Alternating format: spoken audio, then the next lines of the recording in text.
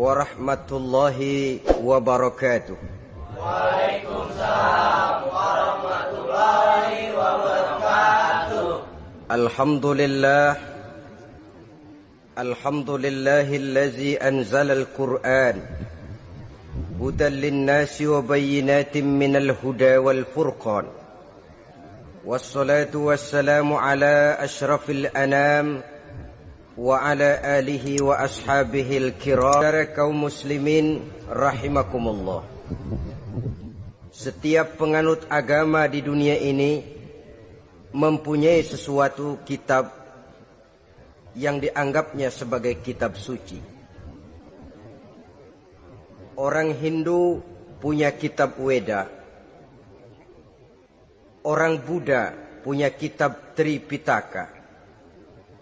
Yahudi mempunyai Taurat. Nasrani mempunyai Injil. Penganut Konghucu punya kitab Tao Te Ching. Orang Majusi punya kitab Zen Avesta. Orang kebatinan punya kitab Serat Centani, Hidayat Jati, Darmo Gandul, atau Gatoloco. Sementara kita umat Islam oleh Allah diberikan Al-Quranul Karim. Mengapa kita yakini Quran ini sebagai kitab suci? Pertama, ia bebas dari intervensi dan investasi manusiawi. Ia sepenuhnya, baik isi maupun redaksi, adalah produk dari Allah Subhanahu wa ta'ala. Kita yakini Quran kitab suci karena sampai hari ini belum ada seorang pun yang sanggup membuat seperti itu. Suatu kitab hanya dinamakan suci kalau dia bersih dari investasi dan intervensi manusia. Al-Quran ini sejak turunnya 14 abad yang lalu telah menantang. Wa in kuntum fi raibim mimma nazzalna ala abdina fa'tu bi suratin min misli. Apabila kamu ragu-ragu terhadap kebenaran Quran yang kami turunkan kepada hamba kami Muhammad, atau kamu menyangka Quran itu cuma bikinan Muhammad saja, cobalah kamu buat satu surah saja semacam Al-Quran. Apabila kamu tidak mampu melakukannya seorang diri, wada'u syuhada'akum, ajak seluruh teman-temanmu. Sejak tantangan ini turun 14 abad yang lalu, sampai hari ini, tidak seorang pun yang sanggup membuat satu surah saja semacam Al-Quranul Karim. Barangkali belum pernah ada yang coba-coba. Sudah. Di antaranya apa yang dilakukan oleh Musailamah Al-Kazzab. Dia mencoba membuat satu surah semacam Al-Quran yang kalimatnya sudah berbentuk bait-bait syair, tapi isinya jauh panggang daripada api. Yang kedua, kita yakini Quran sebagai kitab suci karena isi dan ajarannya sesuai dengan fitrah manusia. Suatu kitab dinamakan suci kalau ajarannya sejalan dengan fitrah manusia. Misalnya, manusia secara fitrah, kalau dia laki-laki normal nafsu kepada perempuan, itu fitrah. Perempuan suka kepada laki-laki, itu fitrah. Kalau ada kitab suci tapi melarang manusia untuk kawin, kesuciannya perlu diselidiki. Quran kitab suci sejalan dengan fitrah manusia, maka ia menganjurkan manusia yang mampu untuk melangsungkan perkawinan. Contoh lain, secara fitrah manusia perlu makan. Kalau ada kitab suci yang melarang manusia puasa saja siang malam terus menerus, itu kan sama juga nyuruh orang mati. Quran sesuai dengan fitrah manusia, maka dalam Islam puasa wisol, puasa ngableng, apa itu istilahnya, puasa nyambung dari pagi sampai sore sampai malam sampai pagi lagi puasa terus, bukan saja tidak boleh, malah haram hukumnya. Kenapa? Itu bertentangan dengan fitrah manusia. Yang ketiga, kita yakini Quran sebagai kitab suci karena isinya tidak kontroversial. Isinya tidak saling bertentangan satu sama lain. Di ayat manapun Quran mengajarkan Allah itu Esa. Satu kali dia berkata haram, dia akan tetap berkata haram. Isinya tidak kontroversial. Sebab kalau ada kitab suci, di satu pihak mengajarkan Tuhan Esa, di lain ayat mengajarkan Tuhan 3, di lain ayat lagi mengajarkan Tuhan 4, kitab kacau namanya. Bagaimana suatu kitab bernama suci kalau isinya kontroversial satu dengan lainnya? Dari 3 kriteria inilah kita yakini Quran sebagai kitab suci. Masalah yang akan kita bicarakan pada pertemuan kita kali ini, bagaimana sikap kita terhadap Al-Quranul Karim sebagai kitab suci. Berangkat dari sebuah hadis di mana Rasulullah sallallahu alaihi wasallam pernah memberikan tawaran. Beliau bersabda, "Man ja'ala al-Qur'ana amamahu qadahu ilal jannah, wa man ja'ala al-Qur'ana khalfahu saqahu ilan nar." Siapa yang menjadikan Quran sebagai imam, maka Quran akan membimbing dia ke dalam surga. Tetapi siapa yang menjadikan Quran sebagai makmum, maka Quran akan mendorong dia ke dalam neraka. Pilihan terserah kita. Siapa yang menjadikan Quran sebagai imam, ditempatkannya Al-Quran di depan, dia ikuti petunjuk dan ajaran Al-Quran, maka Quran akan membimbing dia ke surga. Surga dunia, lebih-lebih lagi surga akhirat. Tetapi sebaliknya, siapa yang menempatkan Quran di belakangnya, dia belakangi Al-Quran, dia belakangi perintah dan ajaran-ajaran Al-Quran, dia perturutkan hawa nafsunya dalam kehidupan ini, maka Quran akan mendorong dia ke dalam neraka. Ya, neraka dunia, lebih-lebih lagi neraka akhirat. Pilihan terserah kita. Saya mau tanya, kira-kira Quran dalam hidup kita jadi imam apa jadi makmum? Imam apa makmum?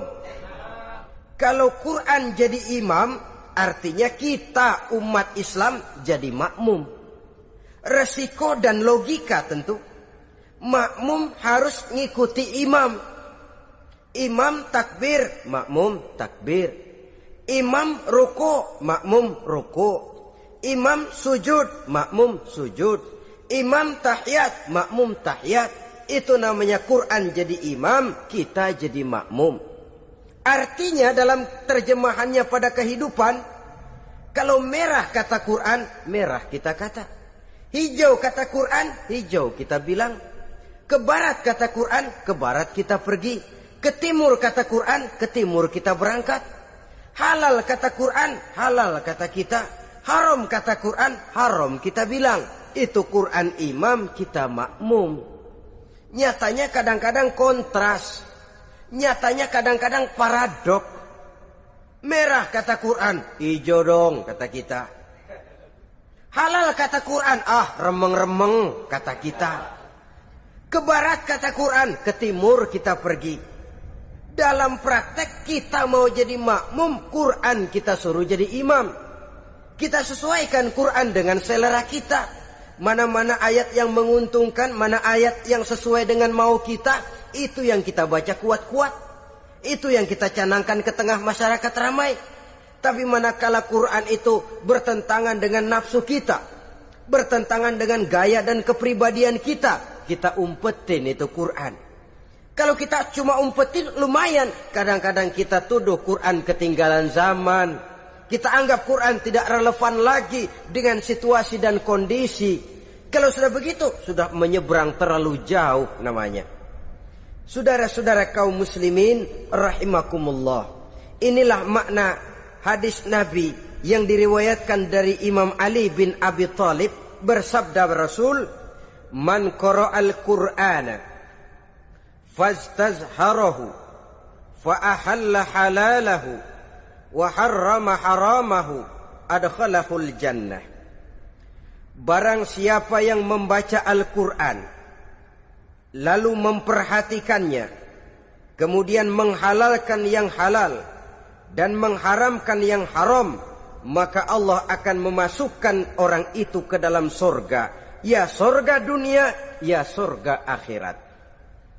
Apabila kita renungi hadis ini, maka untuk berimam kepada Al-Quran ada 3 jalan utama yang harus kita laksanakan. Pertama, dari kalimat man qara al-Quran, barang siapa yang membaca Al-Quran. Ini artinya siapa yang ingin menjadikan Quran sebagai imam di dalam kehidupan, jalan pertama yang harus ditempuhnya menanamkan kegemaran membaca Al-Quranul Karim. Al-Quran gharibun fima baina qaumin la yaqra'una. Quran akan jadi asing, Quran akan jadi aneh kalau terletak di tengah rumah orang Islam yang tidak suka membaca Al-Quranul Karim. Jadi langkah pertama, tanamkan kegemaran membaca Al-Quran. Saya tidak menyalahkan kalau remaja kita gandrung kepada Stevie Wonder. Baik kalau mereka senang kepada suara emasnya Michael Jackson atau suaranya Madonna. Tapi kalau sampai harus mengalahkan kecintaan mereka kepada membaca Al-Quran, ini ironi. Sebagai orang tua, kalau anak-anak kita buta huruf Latin, katanya menghambat pembangunan. Bahkan pemerintah saja menggalakkan bebas 3B itu. Buta aksara diantaranya, supaya rakyat bisa membaca huruf Latin. Kalau anak-anak kita buta huruf Latin, katanya menghambat pembangunan. Bagaimana kalau anak-anak kita buta huruf Quran? Jelas saja menghambat proses kesadaran dan kebangkitan dari dunia Islam itu sendiri. Satu contoh ringan. Dulu sebelum pembangunan merata, listrik belum lagi masuk desa, kampung gelap, rumah pakai lampu minyak. Kalau kita masuk kampung, terasa banyak orang Islam. Kenapa? Di rumah sebelah sana kita dengar anak muda sedang latihan baca rawi. Sebelah sini ibu-ibu sedang selawatan. Di rumah sana remaja sedang baca Quran. Pembangunan maju, listrik masuk desa. Alhamdulillah. Tapi apa yang kemudian terjadi? Proses pergeseran nilai. Setelah listrik masuk desa, radio main kenceng-kencengan, televisi main gede-gedean, baca Quran sudah barang aneh, langka. Tengoklah sekarang kalau kita masuk kampung, ada yang remaja sedang baca Quran, rasanya kok aneh, nggak umum. Sesuatu yang baik malah menjadi nilai-nilai keanehan. Saudara-saudara kaum muslimin rahimakumullah, tanamkan kegemaran membaca.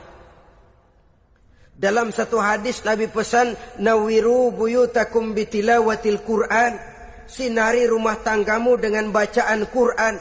Sebab listrik ini cuma bisa menerangi gelap, tapi tidak akan sanggup menerangi hati manusia.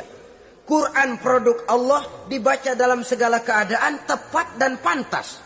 Lihat saja, orang sedih baca Quran, terhibur. Orang gembira baca Quran, tidak lupa diri. Di rumah mewah ada yang baca Quran, bagus. Di gubuk reot di pinggir kali ada yang baca Quran, cocok. Orang kawin dibacakan Quran, bagus. Orang mati dibacakan Quran, tidak jelek. Dalam segala keadaan, in all season, bahasa kerennya, dia pantas dibaca. Saudara-saudara, bahkan orang sakit gigi pun kalau dengar baca Quran tidak marah. Coba lihat. Dia senang benar lagu Michael Jackson, tapi giliran sakit gigi, coba setelin lagu Michael Jackson. Kalau nggak mencah-mencah, kamu gila apa nggak tahu saya lagi sakit gigi, tapi coba bacakan Quran. Dia pasti tidak marah. Begitu besar daya pengaruhnya. Bahkan Abu Jahal sama Abu Lahab pernah rapat. Kata Abu Jahal sama Abu Lahab, Mas Lahab, gini loh mas. Kenapa? Ini saya pikir-pikir salah satu yang menyebabkan kenapa saudara kita banyak ikut ajaran Muhammad. Mereka kalau sudah dengar bacaan Quran terpesona. Jadi kita blokir saja. Caranya gimana? Kasih pengumuman kepada Quraisy, jangan sekali-kali mau dengerin Muhammad baca Quran. Kamu juga jangan. Dan kamu, saya pun begitu. Mari kita janji, tidak mau dengar bacaan Quran. Salaman, pulang ke rumah masing-masing. Dapat 1 hari tahan, 2 hari bertahan, 3 hari, seminggu ke atas. Abu Jahal mulai ada semacam rindu. Kangen pengen dengar ayat Quran. Karena secara pribadi dia mengakui keindahan gaya bahasanya jauh lebih tinggi dari kemampuan penyair Quraisy. Isi ajarannya sangat dalam dan menyentuh segi-segi kehidupan manusia. Gak tahan Abu Jahal kayak dikilikin hatinya. Keluar rumah mindik-mindik, ngumpet-ngumpet. Ngempet di rumah Nabi. Pengen dengar Nabi baca Quran. Rupanya Abu Lahab sama. Pikir Abu Lahab gak bakalan keluar. Abu Lahab berpikir, Jahal pasti di rumah. Dua-duanya bareng berangkat ke rumah Nabi. Cuma yang satu dari sebelah barat, yang satu dari sebelah timur. Ngempet, ketemu di sudut, sama-sama kaget. Jahal, loh kamu Lahab? Iya, kamu ngapain? Lah kamu ngapain? Akhirnya sama-sama malu. Sama-sama tidak bisa menahan diri. Akhirnya sama-sama ngakuin. Bagaimanapun kita harus akui bahwa Al-Quran ini mengandung daya pesona yang sangat luar biasa. Itu dari segi bacaan. Belum lagi dari segi ajaran. Belum lagi dari segi isi. Tanamkan kegemaran membaca Al-Quran. Sampai-sampai Nabi katakan, Innallazi laisa fi jawfihi syai'um minal Quran kal baitil kharib. Orang yang dari tenggorokannya belum pernah keluar ayat Quran barang sepotong pun, belum pernah ngaji barang seayat pun, itu orang kata Nabi kal baitil kharib, kayak rumah kosong. Rumah kan kalau kosong biar bagus, mewah, besar, perabotannya lengkap. Kalau kosong angker. Setan kuntilanak memedi betah benar di situ. Saudara-saudara kaum muslimin rahimakumullah. Dalam satu percontohan Nabi mengatakan begini. Masalul mu'minil lazi yaqra'ul Qur'an kamasalil utrujah. Rihuha thayyibun wa ta'muha thayyibun. Orang mukmin yang suka membaca Quran adalah ibarat buah utrujah. Baunya wangi, rasanya lezat. Kira-kira kalau di negeri kita buah apa utrujah itu? Semacam jeruk yang manis lah. Sudah baunya wangi, rasanya enak. Itu buah itu. Orang mukmin yang suka baca Quran kayak buah itu.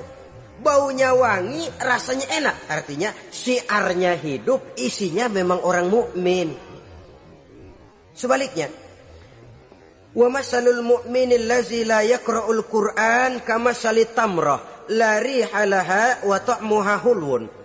Orang mukmin yang tidak suka baca Quran kayak korma. Rasanya emang manis, cuman kagak ada baunya. Artinya apa? Syiarnya kurang. Kalau orang belum tapi kenal kan kagak mau makan kurma. Kenapa? Nggak ada baunya. Daya tariknya kurang, walaupun rasanya enak. Kalau daya tariknya nggak ada, kan nggak ada iklannya, tidak ada syiarnya. Itu orang mukmin yang tidak suka membaca Quran. Ibarat buah, nggak ada baunya, walaupun rasanya enak. Orang kurang tergerak. Kurang syiar, kurang daya tarik. Sebaliknya, wa masalul munafiq allazi yaqra'ul Qur'an kamasalir raihanah rihuha thayyibun wa ta'muha murrun. Orang munafik yang suka baca Quran seperti buah raihanah. Apa itu? Baunya wangi, rasanya pahit. Orang munafik baca Quran kayak buah itu. Baunya sih enak, cuman rasanya pahit. Yang munafik baca Quran. Syiarnya sih lumayan, daya tariknya hebat, isinya munafik. Nah, paling jelek orang munafik yang gak suka baca Quran. Wa masalul munafiqil lazi la yaqra'ul Qur'an kamasalil hanzalah laisa laha rihun wa ta'muha murrun. Orang munafik yang tidak suka baca Quran seperti buah hanzolah, sudah enggak ada baunya, rasanya pahit lagi. Kalau buah pacek kali. Udah baunya kagak ada, kalau dimakan bikin orang celeng. Saudara-saudara kaum muslimin rahimakumullah, tanamkan kegemaran membaca Al-Quran, karena membaca Al-Quran merupakan ibadah yang besar. Bahkan kata Nabi, afdalu ibadati abdi qiraatul Quran. Nilai ibadah yang paling baik dari hambaku adalah ibadah membaca Al-Quran. Dalam solat pahalanya lebih besar di luar solat daripada di luar solat. Dengan